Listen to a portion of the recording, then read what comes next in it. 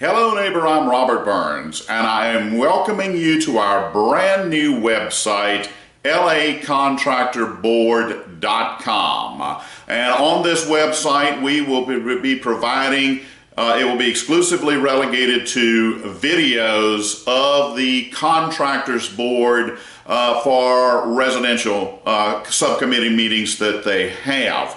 Now, as most everyone is aware, we have had significant impact from massive flooding of gargantuan proportions that transpired in the middle of August of 2016. One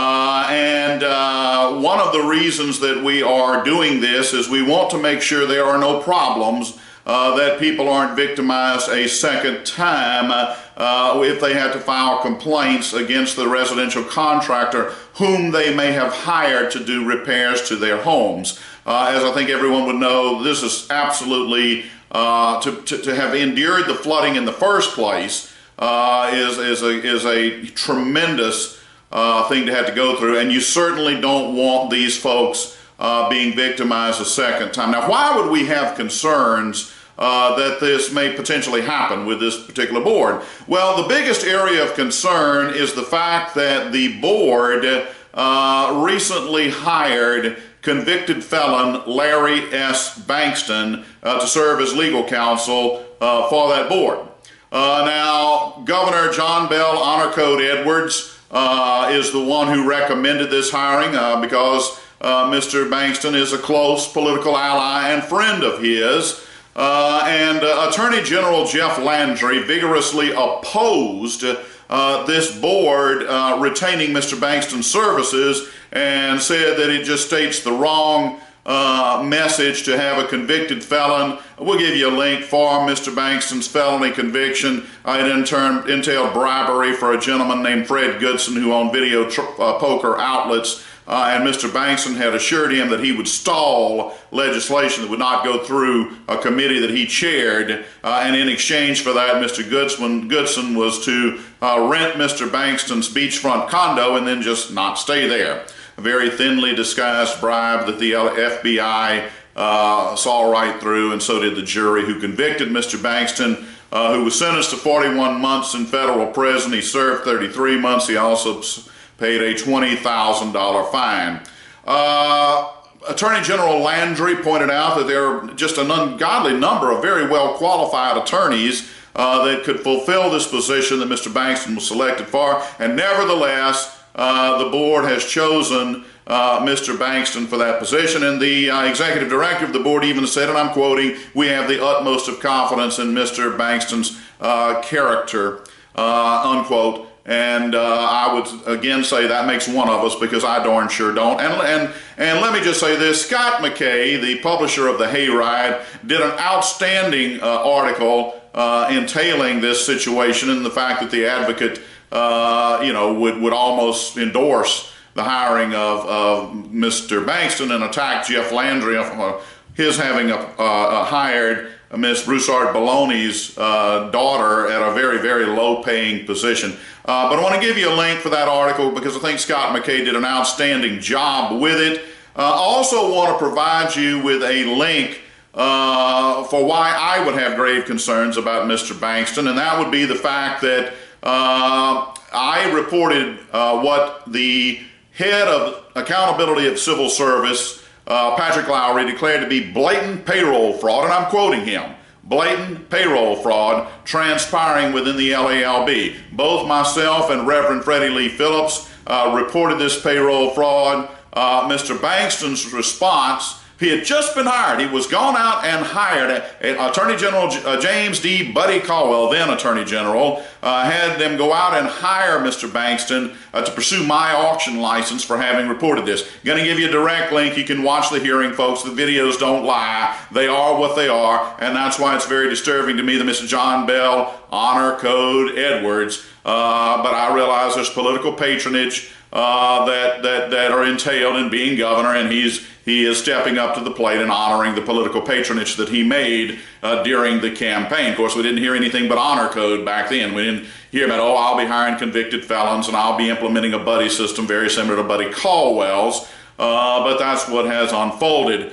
And I'll wrap up this video. I know I've kept it brief, and I'll explain the logo that is at the very top of this web page. The moment John Bel Edwards won the election, I knew we were going to be headed for problems. And so I created a website. It's jbefraud.com. It's jbefraud.com. It has its logo. And we have placed that logo at the very top of this page. And all you have to do is hover over that logo. You can click on it. It will take you into the web page that is listing the chronological list of instances of cronyism, corruption on the part of the Edwards administration. The debut feature on that website was the impending reappointment of Mike Edmondson, because everybody who knew anything about what John Bel Edwards had to do to procure the endorsement of the Sheriff's Association was that he had to assure them that Mike Edmondson would be reappointed as state police colonel. You know, now you've seen recently in the news that oh, we're going to give a 35% pay raise to Colonel Edmondson along with his top lieutenants. This is why you don't vote for that penny sales tax. Okay, oh, the state's going broke. State's going broke. Now you see what he's doing with the penny sales tax, all right?